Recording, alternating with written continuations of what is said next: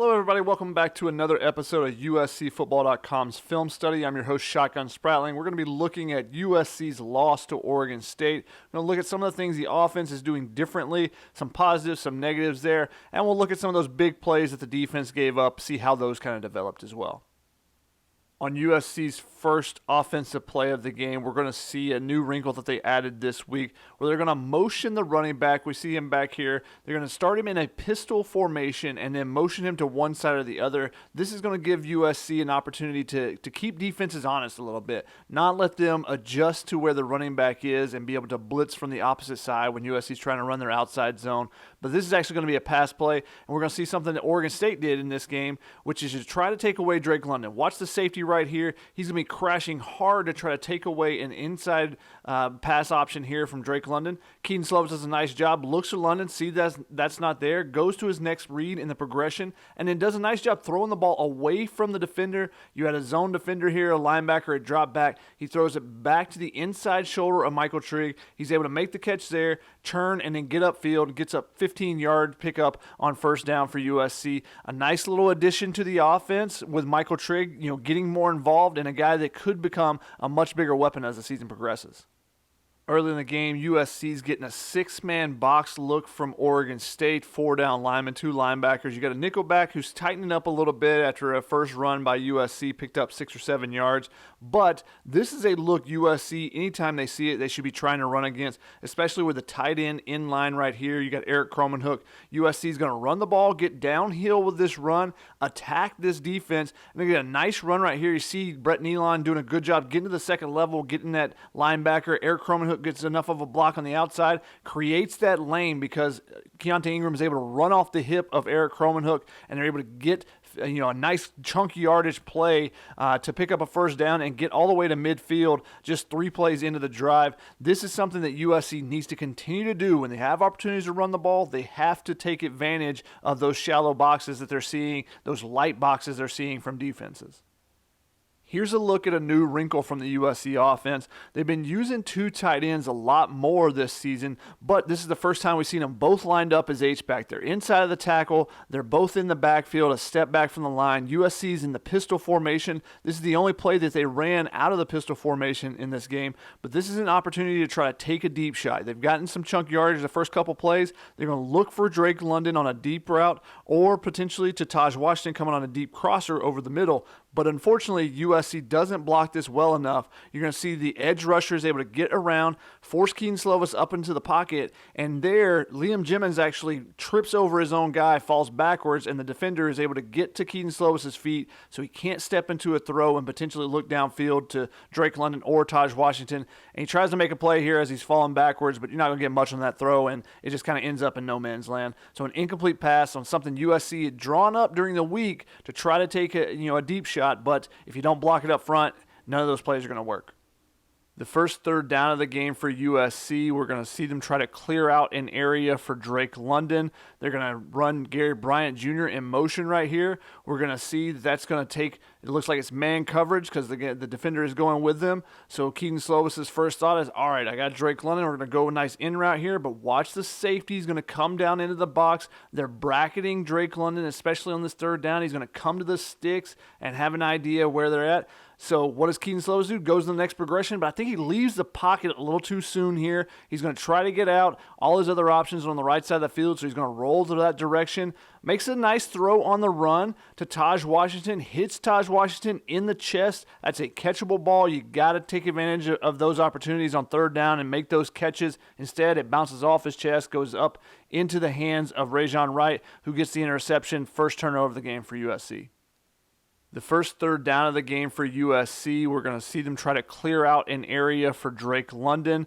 They're going to run Gary Bryant Jr. in motion right here. We're going to see that's going to take, it looks like it's man coverage because the defender is going with them. So Keaton Slovis' first thought is, all right, I got Drake London. We're going to go a nice in route here, but watch the safety. He's going to come down into the box. They're bracketing Drake London, especially on this third down. He's going to come to the sticks and have an idea where they're at. So what does Keaton Slovis do? Goes to the next progression, but I think he leaves the pocket a little too soon here. He's going to try to get out. All his other options are on the right side of the field, so he's going to roll to that direction. Makes a nice throw on the run to Taj Washington. Hits Taj Washington in the chest. That's a catchable ball. You got to take advantage of those opportunities on third down and make those catches. Instead, it bounces off his chest, goes up into the hands of Rajon Wright, who gets the interception. First turnover of the game for USC. The Trojans' second drive of the game, trailing 7-0 now. They're going to try to drive down and even the score up. They're going to use a two-back set here in the middle of the drive with Darwin Barlow, who worked exclusively out of this two-back set. They're going to fake the ball to him. They're going to toss it out to Vavae Malepeai, give him some space, give him some room to work, let him try to pick up some yards. But he gets a great block from Michael Trigg out here, just shoving this nickel back all the way to the sideline, basically. And it's going to be 7 yards upfield before Vavae Malepeai gets any contact. That shows the development of a guy like Michael Trigg. You know, if he can continue to work on his blocking as well as the pass catching, he's a guy that we could see down the line becoming more and more of a weapon for USC. On the next play, USC's again in the two-back set. You see Darwin Barlow and Vavae Malepeai back there.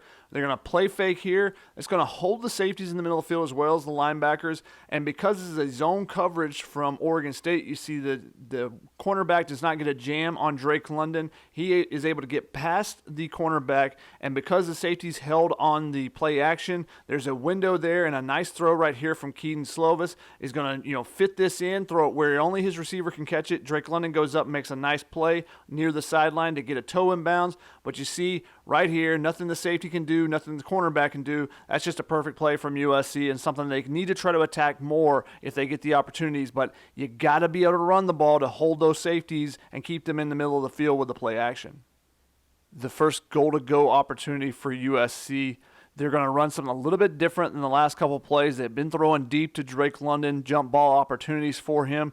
Now they're going to go with a quick hitter here. Now that they're at the 7-yard line after a penalty, you're going to see the motion of Vavae Malepeai out of the pistol formation, and then they're going to fake the handoff to him. When they fake the handoff here, this play action is going to drag this edge defender inside, which is going to create a lane for Keaton Slovis to be able to throw, because if that guy gets straight upfield, he's going to get it. Slovis sees that this guy is reading it well, so he's got to get rid of the ball quickly. He gets it out to Gary Bryant Jr., and here you see Jude Wolf outside. Jonah Monheim showing his athleticism to get out as well. They don't get great blocks necessarily, but it's enough because of the fluidity of this play. Gary Bryant Jr. catches the ball in motion, and he's going to immediately turn upfield. He doesn't waste any time dancing, gets straight upfield, and gets right into the end zone, takes that crease, and USC is able to even the score 7-7. And he's the fourth different receiver to catch a pass on this drive out of 4 pass plays that didn't have a penalty on them.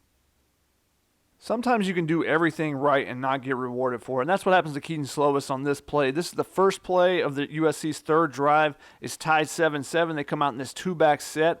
USC is going to run the running back to the right. Keaton Slovis is going to be able to look to his right here and tell this is a zone coverage. You see from the linebacker coming up, the cornerback is dropping back here, so they're not reacting to the individual routes that the wide receivers are running on this right side. So Keaton Slovis is going to try to open up some windows in this zone coverage. First, he's going to look out to Keontae Ingram in the flats. That's going to take this linebacker outside to Keontae Ingram. Then he's going to turn back and look. Where's Drake London? That's the guy I'm always going to be looking for. Where's he at? He's coming across the middle. Is he open? Well, the linebacker's right on top of it, so he's going to wait until Drake London crosses in front of this linebacker to then open up the lane down the middle. That's going to give him a great throwing lane here to Taj Washington, and unfortunately, Taj Washington drops the ball. USC, instead of having a first down on the first play, is going to have to start over on 2nd and 10. This is a play we saw USC run against Washington State, but we're not able to have success with it because of the pressure that the Cougars were able to get on USC. This time, USC gives Keaton Slovis time, and he's going to be able to connect, gets a running back out in space. USC is going to, allow Keontae Ingram to come out here into the flat. Keaton Slovis is going to do a short roll to the left and easily just get the ball to the running back. There's no defenders around him. Give him an opportunity to make some plays, a little bit of an extension of the run game with this quick pass, and then Keontae Ingram's going to do the rest. And he picks up 14 yards on this play. Sometimes you just got to give your playmakers an opportunity to make some plays, put them in space, give them a one-on-one opportunity, and let them go make those things happen. And that's what USC did on this play, and we're able to have success because they blocked it up front first. On third down, you want to give your playmakers as much opportunity as you can for them to make something happen. So on this play, Keaton Slovis is going to give his players, his wide receivers, his tight ends, almost 10 seconds to get open before he finally finds Drake London. There will end up being a penalty on this play. They'll give USC a first down regardless. But I thought it was a very nice job by Keaton Slovis to go through his progressions multiple times. First, you're going to see the motion here of Gary Bryant. You're going to see him coming down. That tells you with the defender coming over, this is likely a man coverage, which is what they're going to get on this. This is a left to right progression for Keaton Slovis. He's going to start with Drake London, going to look and see if that's there, and then work his way across the field. Drake London is going to be running a short slant here, just trying to pick up the first down. Well, this linebacker happens to be in the way. He's dropping out to cover Keontae Ingram. So Slovis looks at Gary Bryant deep. He's going to look for his short option. Keontae Ingram, not there. Let's go back to the left. Where's London? Go back to the right. Where's Taj Washington and Malcolm Epps? They're kind of bunched up in the same spot, but Slovis is giving them an opportunity, rolling to the right, see if they can get open. Now let's go back to the left. He comes back over here. He's looking for Keontae Ingram. He's going deep now, because if your short guys go deep, your deep guys start coming short. That's what you do in a scramble drill. He comes back. He squares his shoulders here, which I really like, and then finds Drake London. When he hits Drake London right here, he's past the yard to gain. So Keaton Slovis has done everything you can ask him for on this play. And then Drake London's going to pick up a couple yards, but like I said, there's a penalty that gives USC the first down anyways. But with the amount of protection that USC had in this is against a drop 8 coverage. The linemen did their job against 3 rushers, and they're going to give you those opportunities. We got to be patient. Keaton Slovis was that, going left to right, right to left, and then left to right once again, tripling the progression before finally finding Drake London. Anyways, USC picks up the first down, but that's the type of play that you want your quarterback to do, be patient against a drop 8 coverage, and then also give guys like Drake London an opportunity to get open. On the very next play, USC is going to draw another flag, which they're fortunate for because this play just does not work out. Vavae Malapei is going to be trying to block the nickelback who's coming on a blitz. Doesn't get a good block at all. Keaton Slovis also, maybe he saw that there was a flag already, so he knew he had a little bit more time and wasn't pressed about the pressure, but he's got to get rid of the ball. You see here when Grant comes around and beats Vavae Malapei so quickly, Slovis has to feel this right here. He's touching you. All right, you got to get up in the pocket and get rid of the football. You can't sit there, and Grant knocks the ball out of his hands. Luckily, Slovis is able to hold on to it. And again, there's a penalty on the play. Maybe Slovis saw that, and that's why he knew that he had some extra time and didn't feel pressured to get rid of the ball. But you want, in general, your quarterback to feel that pressure, know when he's got to get up in the pocket, when he's got to roll out, and when he's just got to get rid of the ball and throw it away. The run game for USC actually looked formidable in the first half, and it's something I thought they went away from a little too early. We're going to see an example of it right here. Again, the short motion from the pistol to the shotgun here for Keontae Ingram to keep the defense off. This is going to be a 7-man box. You got 4 down linemen and 3 linebackers, but you have 2 tight ends that are both near the line of scrimmage here or near the tackles, so they can get inside and block as well. So it's 7-on-7 blocking basically, so USC should be able to run against this look. And you're going to see that Liam Jimmons is going to pull right here. Brett Nealon does a nice job of taking the defensive tackle. Jimmons gets upfield and takes on the linebacker. A very nice block right there. And then we're going to see the moves and the ability of Keontae Ingram. You see the shiftiness, and then you see the power here, lowering his shoulder, going through a defender, and that's something that Keontae Ingram brings to the table. Is a little bit different for USC this season, the combination of both. And then you also see, if you saw Jonah Monheim flying right there, another penalty that should have been called as he gets thrown over the pile by Rajon Wright. A guy had already been called for a couple penalties on this drive. Just blindsided right here, Jonah Monheim, after Keontae Ingram's already going to the ground. But Monheim's got to know you got to keep your head on a swivel, especially those DBs. They're going to try to get any cheap shot they can get in against a bigger guy when that opportunity presents itself. Following the game, Keontae Ingram tried to say that this was a play-action pass. This is going to be an interesting play, but it was definitely not a play-action pass based on everyone else's motions here. You can see once again the short motion from the pistol to the shotgun, and then Keaton Slovis is actually going to bobble the ball here after he gets a check with me from the sideline. He's going to bobble the ball, picks it up, puts it in the belly of Keontae Ingram, and lets him do the rest. But you notice everyone else is blocking on the edges out here. Everyone's trying to get their blocks to help this run happen, and a good job on this side from Cortland Ford and Andrew Voorhees sealing off the the edge, makes it a one-on-one with this defender, the defensive back. Keontae Ingram's going to win that a lot of times, and he puts this guy on skates, goes into the end zone, touchdown USC. They take a 14-7 lead and look like the offense is rolling, but that's when things start to slow down. Nice flex, though, from Keontae Ingram. Small details are how things start to unravel, and that's what we'll see on this drive here from USC. They've gotten to the 50-yard line after a nice back shoulder throw from Keaton Slovis when they were backed up on their goal line to Drake London.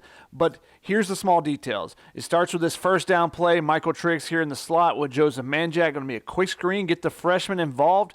But Michael Trigg does not get the outside shoulder of this cornerback, and because of that, the cornerback is able to pass through the block and able to get out there and get his hand on the ball as the throw's there. If Trigg can get around to the other side, to the front shoulder of the defender, then he's not going to be able to get through and get his hand on the ball. Manjack's going to pick up a couple of yards at minimum, and you get positive yards on first down. Instead, USC's, starts at 2nd and 10. They only get 3 yards on that. And then a 3rd and long, what can they do on that play?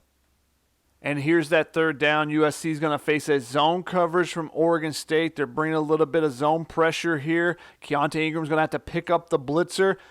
Keaton Slovis knows he's got one-on-one coverage down at the bottom against Gary Bryant, maybe a little bit of a double move. He's behind Rajon Wright. You don't see it very well on the broadcast, but here's a little tug of the shoulders because Bryant was in front of him, completely stops his momentum, and because of that, the ball looks like it's overthrown when it would have been on target. Should have been a penalty. It's not called. You can't trust the referees in the Pac-12 to call the right penalties. So because of that, the drive stalls, USC punts, and then that's when Oregon State's offense starts churning out yards over and over again.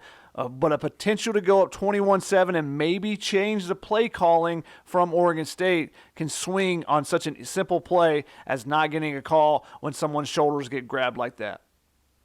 Again, the details. It's all in the details for USC. Run through this 3-play sequence real quick where USC, everything kind of falls apart for them. First, you're going to have Keaton Slovis throwing to Drake London on a slant route, throws it behind him. DB's be able to get his hand in there and deflect the ball, incomplete pass. So now it's 2nd and 10. You go to 2nd and 10, USC's going to try to run the ball to the left side. Justin Dedich is checked in the game. He's at the left guard spot. He and Brett Nealon are going to try to get this combo block right here initially on the defensive tackle. We're going to see the defensive tackle is able to get some space. He's able to push Nealon away, or to push Dedich away, and then Nealon is going to come off to try to get the middle linebacker. At the same time, Cortland Ford lets his man get inside of him as well. So that combination of those three guys not getting great blocks creates only a 1-yard run. So now it's 3rd and 9. USC's in 3rd and long territory. What are they going to do? Can they get someone to make a play? You're going to see the pass rush is going to get to Keaton Slovis. He leaves the pocket pretty quickly, and he's going to make a throw on the run, gets outside, squares his shoulders. A decent throw, an opportunity to make a play and keep the drive going in a 2-minute drill situation. Instead, Taj Washington can't come up with a play. USC now punts the ball, gives it back to Oregon State before the half. Oregon State's going to go down and score with a quickness, and suddenly they take the lead 21-7 when 21-14 when USC had an opportunity previously to go up 21-7. Oregon State scored on the opening drive of the second half, going up 28-17, and it seemed like USC just couldn't get out of its own way. They take a penalty on the kickoff. They are going to get a first down on 3rd and 7 on a nice throw from Keaton Slovis to Katie Nixon, but they don't run the ball on the drive. Only on the first play of the drive, they only give the run that chance. It's not too late in the game to run the ball down 11 points with 10 minutes to go in the 3rd quarter, but that's when USC kind of went away from the run. They're going to have a nice play here on 2nd down. You're going to see drop 8 coverage from Oregon State here. You're going to see just 3 down linemen. USC's going to, the linemen are going to give Keaton Slovis time to throw. He's going to read the defense. Hey, what's open? They're taking away a bunch of options. Let's just go with the shorter route. He's going to throw it out here short to Eric Cromanhook, and he's going to pick up 9 yards on the play. This is a 2nd and 10. He's going to do a good job of making one guy miss, which is not necessarily what Cromanhook is known for, but a good job there. Gets up 9 yards. 3rd and 1 is coming up, right? Well, USC is 10 of 12 this season on 3rd and 3 or less. They're 4 of 5 on 3rd and 1s. They picked up 3 in this game. So they had a good game plan going in this opportunity. But what happens?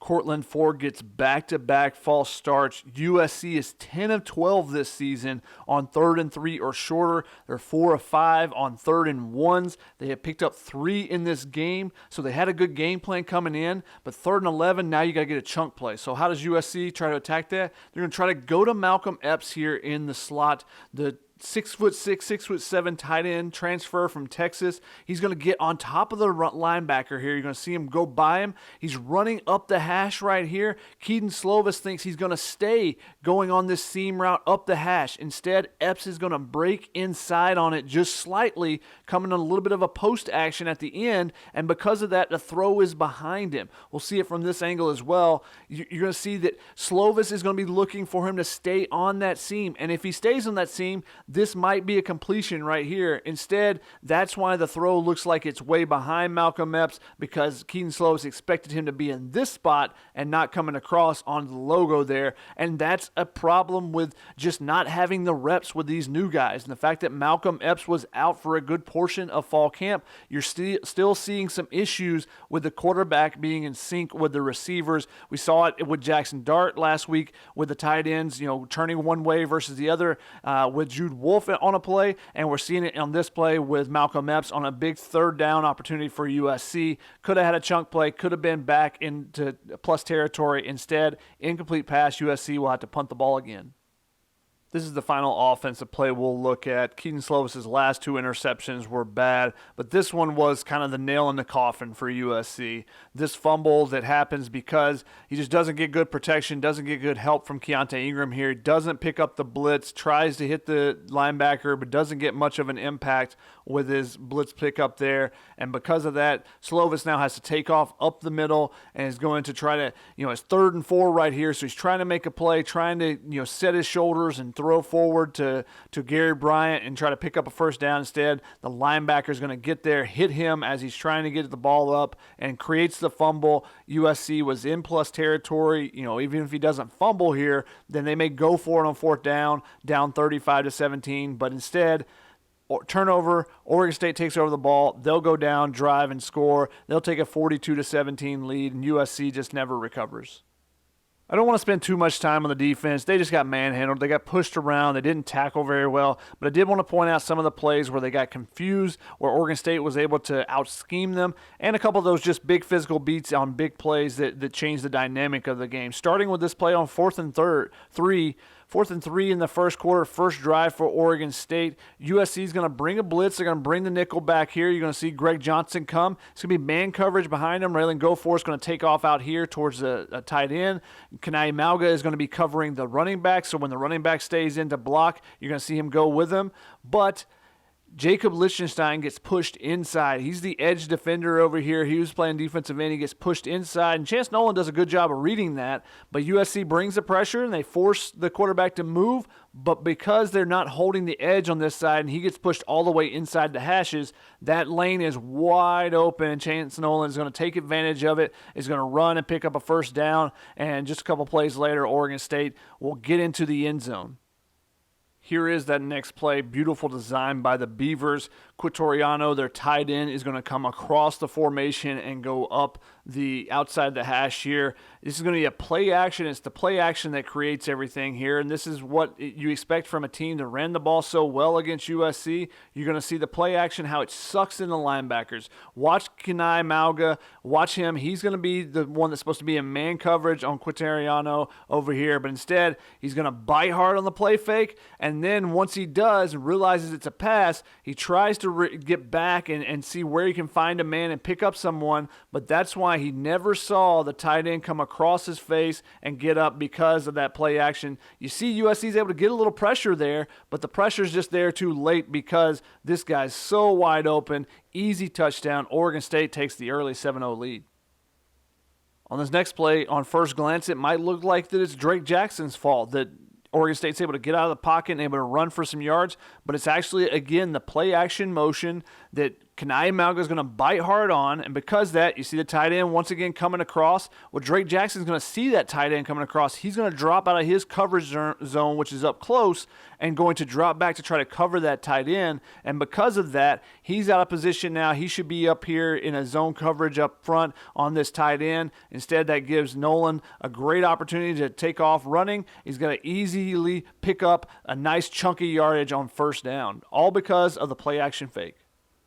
It's still early in the game, but USC has actually bitten on the play action so much that they're not going to hesitate on the handoff, and Stanley Ta'afu is going to be unblocked here, and if you're the unblocked guy on a run, you've got to get in there and make a play. But because of the play actions previously, look at this hesitation, just a little step, and that opens up that big lane. If he's chasing the running back the entire time, maybe he gets a 3-yard tackle for loss there, or at least hits him and slows him down, and someone else is able to get the tackle. Instead, it turns into a big first down run for Oregon State. Once again, the Beavers, they're confusing the defense, causing them to hesitate, and that's a huge thing. If you're playing hesitant, then you're going to play slow, and you're not going to be able to make as many plays, and that was the case for the USC defense on Saturday. For a pass rush to be its most successful, you need multiple guys to be in the backfield. And one of the biggest issues that we thought USC might have this year was at the nose tackle position and pushing the pocket backwards. We're going to see on this play, Drake Jackson is going to get a great rush off the edge. He's going to be able to get into the backfield, is going to affect the quarterback, goes right by the tackle, and he should be able to get a sack. If there's a little bit of push coming from the inside, then Chance Nolan wouldn't be able to step up in the pocket here. But because there is no pressure, USC's trying to stunt, getting no pressure there, Nolan steps up, avoids the tackle by that much, and that gives him a chance to get rid of this ball. Now, Jackson does a good job of sticking with it, coming and helping out with the hit, and a couple other guys get there, and it's an incomplete pass, but it could have been a tackle for loss, a sack, forcing the play back further. Instead, it's just a hit on the quarterback. USC's not able to get those sacks right now because they're not getting the pressures up the middle as well as off the edges. USC was only able to force 2 punts in the game. This was one of them because on back-to-back plays, they get penetration, and that's what the difference was. Right here, you see Nick Figueroa is going to get through. He's going to cross in front of the face of the offensive lineman, gets in the backfield, and makes the tackle. They give him a no gain on this play, but he makes the tackle there short of the line of scrimmage. So Oregon State's now starting at 2nd and 10 instead of 2nd and 7 or 2nd and 5. That's a difference. Now you go to the next play, and again, USC is going to get some penetration here on the top side, and because of that, the run goes nowhere. There should have been a holding call probably there as well, but Jacob Lichtenstein and Stanley Ta'afu combine for a tackle again for a 1-yard gain. Now it's suddenly 3rd and 9. That's so much different than the 3rd and 1, the 3rd and 3s that Oregon State was able to get routinely in this game. A big play in the game was this 3rd and 5 late in the first half. USC's up 14-7. If they can stop Oregon State right here, they force a field goal. Instead, Oregon State's going to get a touchdown. It's going to end up being man-to-man coverage. USC is going to bring an all-out blitz here. You're going to see all the linebackers are going to come. It's going to be man-to-man on the 4 receivers here. You're going to see Isaiah Polamau has the inside receiver, the slot receiver, Tyjon Lindsey, who was the big play receiver for Oregon State in this game, and he just beats him on a post route here. Isaiah Polamau doesn't have close enough coverage. Nice throw because the pressure doesn't get there. If you're going to go all-out blitz, the pressure has to be able to get home and affect the quarterback's throw. And, because these one-on-one opportunities are great chances for the offense to be able to exploit a matchup, and they did on this play. Tyjon Lindsey beats Isaiah Polamau to the flag on the corner route, and Oregon State ends up scoring a touchdown. They'll end up scoring another one before the end of the half as well. Early in the third quarter, Oregon State leading 21-17, the opening drive of the second half. They've got a 3rd and 1 at the 13-yard line. They have an opportunity to try to get in the end zone, but USC, if they can force a field goal, they're only down by a touchdown. But this is a potential 4-point missed tackle here for USC. You see the Trojans are still trying to get lined up initially before because of this bunch set. They're outnumbered a little bit out here, but Isaiah Polamau is going to have a one-on-one opportunity. You're going to see he gets pushed out of the way. The wide receiver is going to come up. If Polamau breaks down and makes this tackle right here at the 13, 14-yard line, it forces a field goal potentially, and Oregon State it only goes up 7 points, and USC has a little bit more momentum. Instead, they give up the touchdown a couple plays later, and it's just demoralizing because they haven't been able to stop the Beavers here in the last few drives. It's part of a 5-drive stretch where Oregon State scores touchdowns on each time, and I think that USC just couldn't rebound when they could have made a play on this one to kind of give them a little momentum. They could never find that big play to stop things.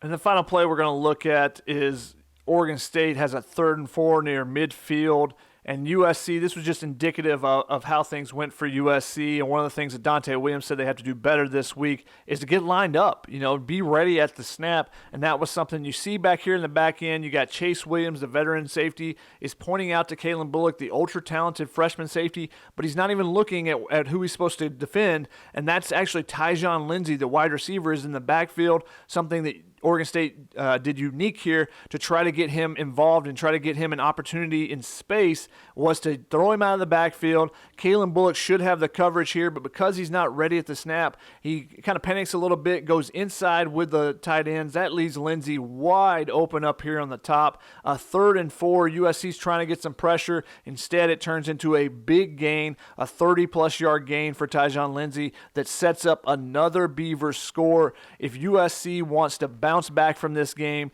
the defense is going to have to be ready at the snap, be lined up, know their assignment, and that's something they struggle with a little bit against Oregon State. We'll see how they bounce back next week against Colorado, but thank you guys so much for joining us. Thank you for taking the time to watch this film study, and hopefully we're able to teach you 1 or 2 things.